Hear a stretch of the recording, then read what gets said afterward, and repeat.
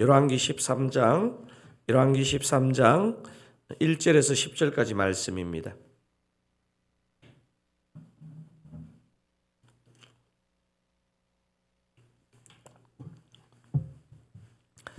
제 성경은 구약성경 536면입니다. 536면 열왕기상 13장 다 찾으시면 제가 1절, 여러분이 2절 그렇게 교독하시겠습니다. 제가 1절 읽겠습니다. 보라, 그때 하나님의 사람이 여호와의 말씀으로 말미암아 유다에서부터 베델에 이르니 마침 여로보암이 제단 곁에 서서 분향하는지라. 하나님의 사람이 제단을 향하여 여호와의 말씀으로 외쳐 이르되, 제단아 제단아, 여호와께서 이와 같이 말씀하시기를, 다윗의 집에 요시아라 이름하는 아들을 낳으리니 그가 내 위에 분향하는 산당 제사장을 내 위에서 제물로 바칠 것이요 또 사람의 뼈를 내 위에서 사르리라 하셨느니라 하고, 그날에 그가 징조를 들어 이르되, 이는 여호와께서 말씀하신 징조라. 제단이 갈라지며 그 위에 있는 재가 쏟아지리라 하매, 여로보암 왕이 하나님의 사람이 베델에 있는 제단을 향하여 외쳐 말함을 들을 때에 제단에서 손을 펴며 그를 잡으라 하더라. 그를 향하여 편손이 말라 다시 거두지 못하며, 하나님의 사람이 여호와의 말씀으로 보인 징조대로 제단이 갈라지며 재가 제단에서 쏟아진지라. 왕이 하나님의 사람에게 말하여 이르되, 청하건대 너는 나를 위하여 내 하나님 여호와께 은혜를 구하여 내 손이 다시 성하게 기도하라. 하나님의 사람이 여호와께 은혜를 구하니 왕의 손이 다시 성하여 전과 같이 되니라. 왕이 하나님의 사람에게 이르되, 나와 함께 집에 가서 쉬라. 내가 내게 예물을 주리라. 하나님의 사람이 왕께 대답하되, 왕께서 왕의 집 절반을 내게 준다 할지라도 나는 왕과 함께 들어가지도 아니하고 이곳에서는 떡도 먹지 아니하고 물도 마시지 아니하리니, 이는 곧 여호와의 말씀이 내게 명령하여 이르시기를, 떡도 먹지 말며 물도 마시지 말고 왔던 길로 되돌아가지 말라 하셨음이니이다 하고, 이에 다른 길로 가고 자기가 베델에 오던 길로 되돌아가지도 아니하니라. 아멘. 여러분, 오늘 읽은 그 말씀의 1절이 어떻게 시작하고 있습니까? 제가 13장 1절을 한번 다시 읽겠습니다. 보라, 그때에 하나님의 사람이 여호와의 말씀으로 말미암아 유다에서부터 베델에 이르니 마침 여로보암이 제단 곁에 서서 분향하는지라. 어떤 단어로 시작했습니까? 보라, 그때라는 부사구로 시작합니다. 이 표현은 이미 어떤 일이 벌어지고 있는 것을 전제하고 하는 얘기겠지요. 무슨 일이 벌어지고 있는 때를 말하는 것입니까? 전문명인 어제 본문에 그 일들이 소개됩니다. 독재를 한 르호보암에게서 갈라져 나온 여로보암의 얘기를 어제 나누었습니다. 어제 본문인 열왕기상 12장 25절에서 33절 사이에 어떤 일이 일어났습니까? 여러분, 어제 본문의 그 첫 절에 해당되는 12장 25절을 다시 한번 읽어보실까요? 여로보암이 에브라임 산지에 세겜을 건축하고 거기서 살며 또 거기서 나가서 브느엘을 건축하고, 북이스라엘의 일대왕 여로보암이 요단 서편에는 세겜이라는 성을, 요단 동편에는 브느엘 성을 건축해서 남유다와의 관계를 완전히 단절시키는 이런 여러 가지 조치들을 여로보암이 취합니다. 어제 본문을 통해서 이 불안과 두려움의 문제를 주로 생각해 보았는데요. 그 조치로서 여로보암이 어떤 조치를 취했습니까? 유다 사람들이 중요시하는 것을 북이스라엘 그 여로보암의 아주 이렇게 자기의 방식으로 짝퉁을 만듭니다. 남유다 사람들에게 예루살렘의 성전이 가장 중요한데, 또 그리고 그 성전 안에 언약궤가 중요한데, 여로보암은 예루살렘 성전에 북이스라엘 사람들이 가게 되면 마음을 빼앗길까 봐 북이스라엘의 베델과 단에 성전을 세웁니다. 언약궤 대신에 금송아지를 만듭니다. 이 조치는 신명기 12장에 나오는 하나님이 예루살렘을 선택하신 것과 십계명의 1, 2계명을 위반하는 아주 심대한 범죄 행위입니다. 그리고 12장 31절, 32절을 보면 짝퉁 제사장도 세우고 원래 7월 15일을 대속죄일로 지켜야 되는데 8월 15일로 그 대속죄일을 변경해서 지킵니다. 여러분 오늘 본문 1절에 보라 그때는 바로 이렇게 베델과 단에 성전과 금송아지를 세우고 사이비 절기를 만들어서 사이비 제사장을 통해서 우상 숭배를 버젓하게 하던 때를 가리킵니다. 이때 어떤 일이 벌어지는지가 1절에서 3절에 기록되어 있는데요. 한번 처음에 3절을 한번 다시 읽어보겠습니다. 보라 그때에 하나님의 사람이 여호와의 말씀으로 말미암아 유다에서부터 베델에 이르니 마침 여로보암이 제단 곁에 서서 분향하는지라. 하나님의 사람이 제단을 향하여 여호와의 말씀으로 외쳐 이르되 제단아 제단아 여호와께서 이와 같이 말씀하시기를 다윗의 집에 요시아라 이름하는 아들을 낳으리니 그가 내 위에 분향하는 산당 제사장을 내 위에서 제물로 바칠 것이요 또 사람의 뼈를 내 위에서 사르리라 하셨느니라 하고 그날에 그가 징조를 들어 이르되 이는 여호와께서 말씀하신 징조라.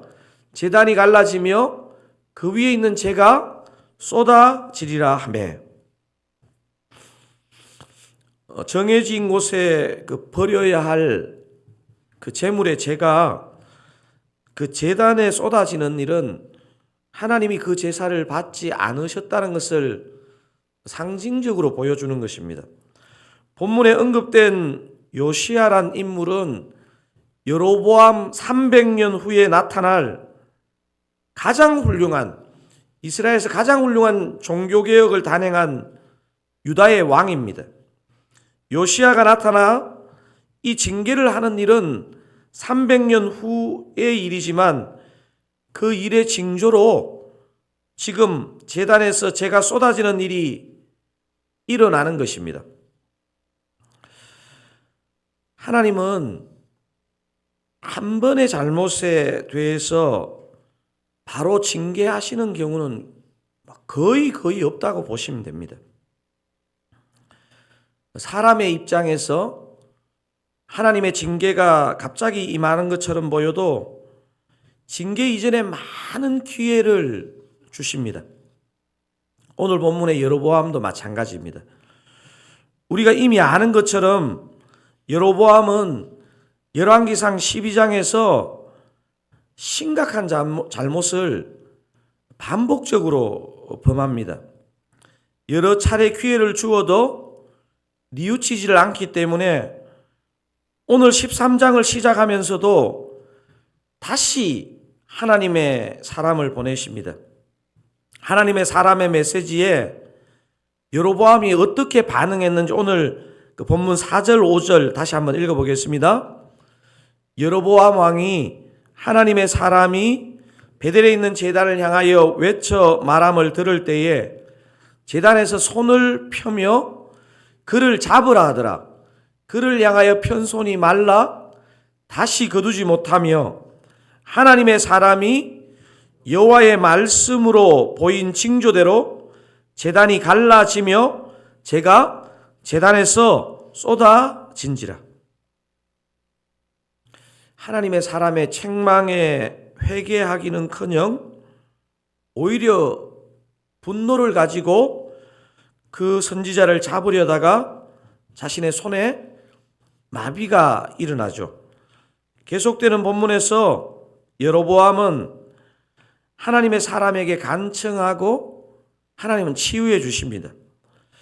이 무서운 일 앞에서 여로보암은 자신의 삶을 돌아보거나 돌이키는 것이 아니라 하나님의 사람을 인간적으로 친하게 지내려는 모습을 보게 됩니다. 제가 7절을 한번 읽어보겠습니다. 왕이 하나님의 사람에게 이르되 나와 함께 집에 가서 쉬라. 내가 내게 예물을 주리라. 그 제안에 하나님의 사람은 응하지 않고 온 길이 아닌 다른 길로 돌아갑니다. 내일 이제 이 아주 성경의 독특한 내용 중에 한 부분인 그 내일 본문과 주일 본문을 내일 살펴볼 것인데요. 이 선지자에 대해서 내일 주로 많이 살펴볼 거예요. 근데 오늘 이 여로보암은 과부의 아들로 태어나서 솔로몬 왕에게 그 부지런함으로 발탁된 한마디로 큰 은혜를 입은 사람입니다. 그러니까 여로보암은요, 정말 이렇게 이런 자리에 왕의 자리는 고사하고 어떤 유력한 자리에도 가기 힘든 이 시대에 약자였는데 하나님이 은혜를 입게 한 인물입니다. 열왕기상 11장 18절은 그를 큰 용사로 묘사합니다. 하지만 12장 13장이 진행되면서 여로보암의 삶이 저와 여러분에게 주는 메시지가 무엇입니까? 하나님은 계속적으로 깨달음과 회개의 기회를 주고 있다는 것입니다. 하지만 책망하는 사람을 인간적으로 두려워하거나 혹은 그와 친해서 대접하려고 했지 그를 통해서 주시는 하나님의 준엄한 메시지를 들으려 하지 않았습니다. 제가 이 본문을 묵상하는데 마태복음 13장에 나오는 그 예수님이 말씀하신 그 유명한 씨 뿌리는 비유 혹은 4가지 마음의 밭의 비유가 생각이 났습니다. 4가지 마음의 밭의 비유는요, 보통 4부류의 사람을 의미하는 것으로 보편적으로 해석을 합니다. 하지만 제가 마태복음 13장을 읽어볼 때마다 정직하게 제 하나의 인격체 안에 이 4가지 마음이 다 들어있는 것을 저는 발견하게 됩니다. 우리의 마음을 들여다보면 실제로 그렇지 않습니까? 우리가 항상 30배, 60배, 100배 맺는 좋은 마음밭입니까? 하나님의 은혜를 입은 자이지만 때로는 우리의 마음이 길가 같은, 그래서 새들이 와서 먹을 것을 그냥 빼앗아 가버렸는데도 느끼지 못하는 그런 밭일 때가 있습니다. 또한 아주 완고한 돌밭 같을 때도 있습니다. 그리고 작은 것에 소탐대시라는 가시떨기 밭 같을 때도 우리에게는 있습니다. 오늘 본문에 나오는 이 여로보암을 통해 주님이 우리에게 주시는 그것은 많은 것이 있겠지만 하나입니다. 부드러운 마음밭을 가지라는 것입니다. 더 정확하게 얘기하면 부드러운 마음밭을 구하라는 것입니다. 오늘 본문의 여로보암을 통해 주님이 우리에게 원하시는 것 첫 번째, 부드러운 마음밭을 주소서 기도하는 것입니다. 부드러운 마음밭을 주소서. 근데 문제는 우리가 부드러운 마음밭을 갖고 싶다고 그렇게 그냥 그런 밭이 되는 것은 아닙니다. 에스겔서를 보면 어떻게 하면 그 부드러운 마음밭이 되는지에 대한 정답이 나와 있습니다. 에스겔서 11장에도 나와 있고요. 에스겔서 36장에도 나와 있습니다. 여러분, 에스겔 11장 19절 우리 큰 소리로 한번 읽어볼까요? 내가 그들에게 한 마음을 주고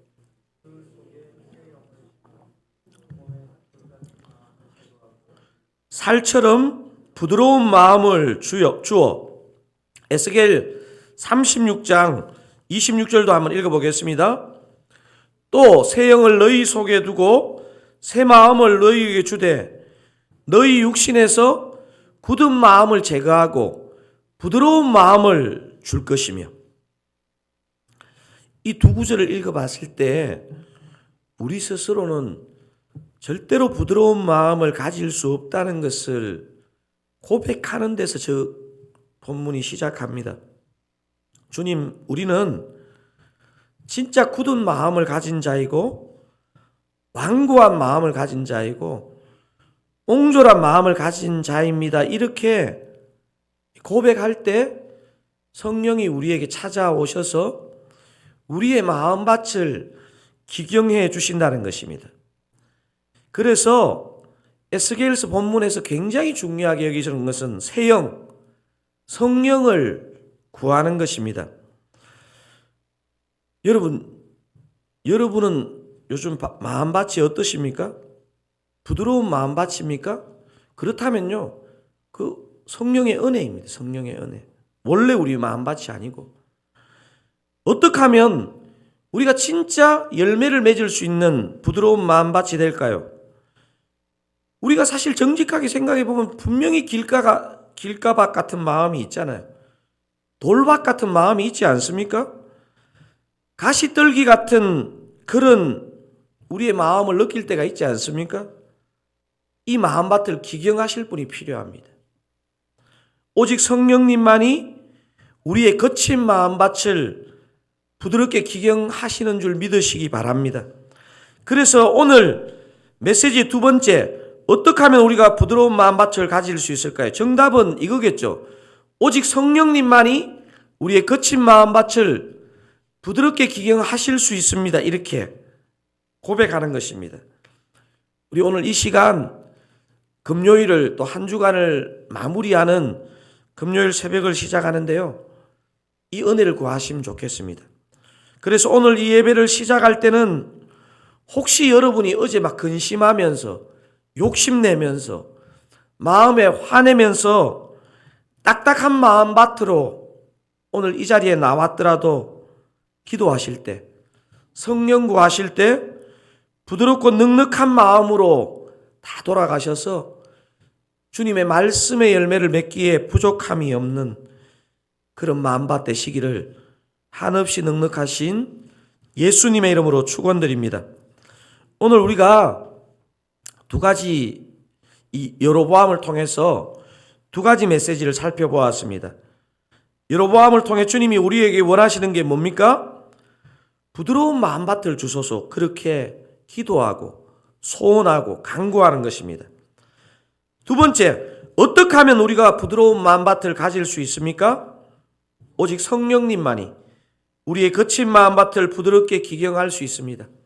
성령을 구하고 성령의 충만을 구해서 오늘 하루도 우리가 부드러운 마음밭으로, 넉넉한 마음밭으로, 열매를 맺을 수 있는 마음밭으로 그렇게 쓰임받기를 그렇게 기도하는 은혜가 있기를 원합니다. 우리 오늘 이 주신 말씀 붙잡고 우리 한번 합심하여 힘있게 기도하시겠습니다.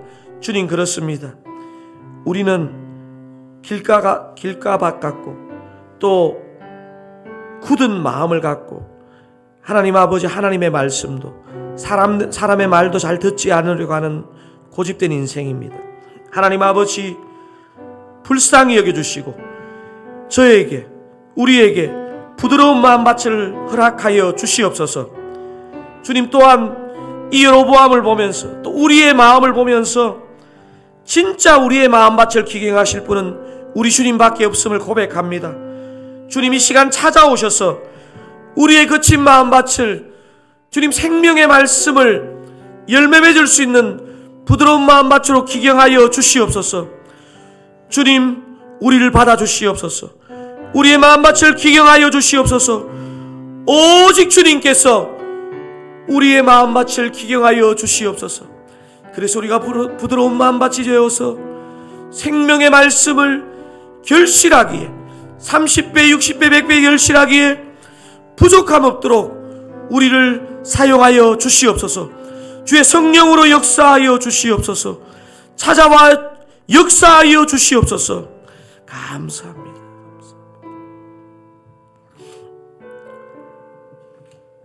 우리 오늘 개인의 기도 제목을 가지고 기도하시기 전에 세 가지 기도 제목 가지고 더 기도하시고 그렇게 개인 기도 제목 기도하시겠습니다. 연휴를 보낸 성도님들 마음밭과 다락방의 마음밭이 주님의 말씀과 은혜를 받기에 좋은 마음밭 되게 하시고, 이번 주 다락방 모임 가운데도 참된 은혜가 나누어지게 하옵소서.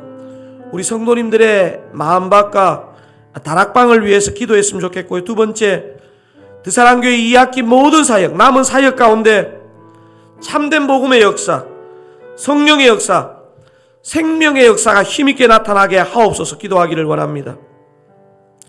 이제 생각해 보면요, 2023년을 이제 마칠 때가 다 되었고 2024년을 준비할 때가 되었습니다. 2024년을 섬길 청지기와 사역이 잘 점검되고 준비되는 시간이 되게 하시고, 담임 목사와 교육자들, 운영위원들과 순장님들, 부수장들과 리더십들에게 이 시기에 꼭 필요한 분별력과 지혜를 주옵소서 기도하기를 원합니다. 우리 성도님들의 마음밭, 다락방의 마음밭을 위해서 2학기 모든 사역 가운데 마지막 세 번째로 섬길 청지기와 사역을 두고 2023년을 준비하는 것을 두고 은혜 주시도록 주여 은혜를 주옵소서 간절하게 한번 부르짖고, 이 세 가지 기도 제목 가지고 또 개인의 기도 제목 가지고 하나님께 올려드리고 오늘 하루를 승리하시기 바랍니다. 주여 은혜를 주옵소서. 주여 은혜를 주시옵소서. 주님 은혜를 주시옵소서. 주님 은혜 받기를 원합니다. 주님 나의 마음밭이 부드러운 마음밭 되기를 원합니다. 이 새벽에 간구의 문을 열어주시고 중보의 문을 열어주시고 주의 말씀을 받고 그 말씀에 반응하여 순종하는 좋은 마음밭 되게 하여 주시옵소서. 연휴를 보내고 딱딱한 마음밭 된 성도님들 계시다면, 또 그렇게 어려운 다락방이 있다면 주님이 긍휼로 찾아오셔서 우리 성도님들의 딱딱한 마음밭을 기경하여 주시고 다락방 가운데 은혜를 베풀어 주시옵소서. 오늘 또 내일 주일 아버지 다락방 가운데 주님이 역사하여 주시옵소서. 주님이 은혜로 역사하여 주시옵소서. 주님 다른 것이 다 있어도 주님이 계시지 않으면 우리에게 쓸모가 없습니다. 주님이 함께하여 주시옵소서. 우리 성도님들과 함께하시고 우리 다락방에 함께하시고 우리의 나눔 가운데 함께하여 주시옵소서.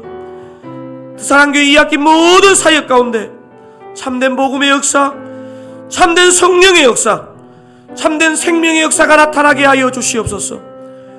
우리의 생각, 우리의 계획, 우리의 소망을 뛰어넘는 우리 주님의 역사가 있기를 원합니다. 하나님 아버지, 2023년을 마치고 2024년을 준비하면서 섬길 청지기와 사역이 원점에서 잘 점검되고 준비되게 하옵소서.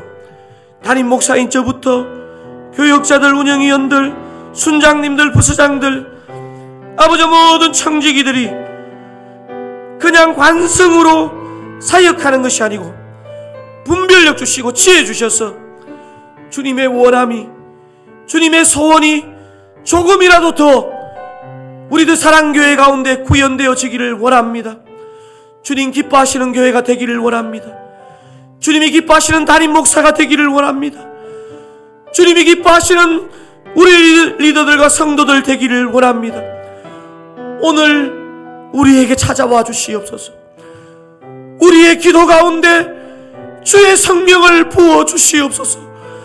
주님 불쌍히 여겨 주시옵소서. 주님 불쌍히 여겨 주시옵소서. 주님 우리에게는 지혜가 없습니다. 주님 우리에게는 능력이 없습니다. 주님 우리에게는 선을 만들 힘이 없습니다. 주님 도와주시옵소서. 주님 우리의 마음을 만져주시옵소서. 주님 우리의 영의 눈이 열리기를 원합니다. 하늘 문이 열리기를 원합니다. 아버지 함께하여 주시옵소서. 함께하여 주시옵소서. 아버지 함께하여 주시옵소서. 아버지 불쌍히 여겨 주시옵소서. 아버지 불쌍히 여겨 주시옵소서. 하나님 아버지 불쌍히, 하나님 아버지 불쌍히, 아버지 불쌍히, 하나님 아버지 불쌍히,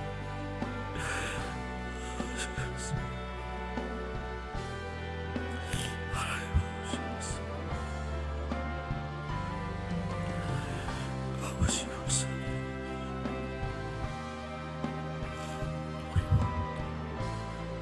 우리 욕심 아버지,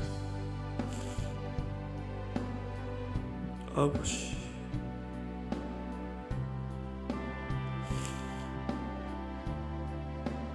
아버지,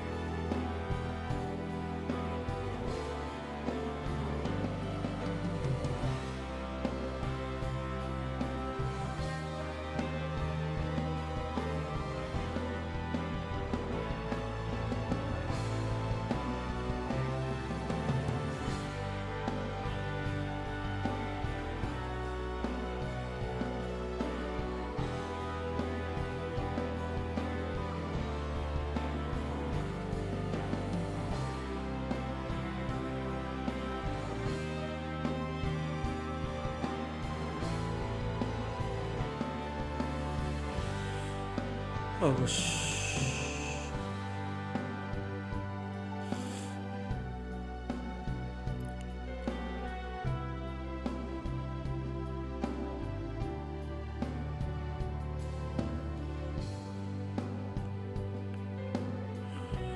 아버지.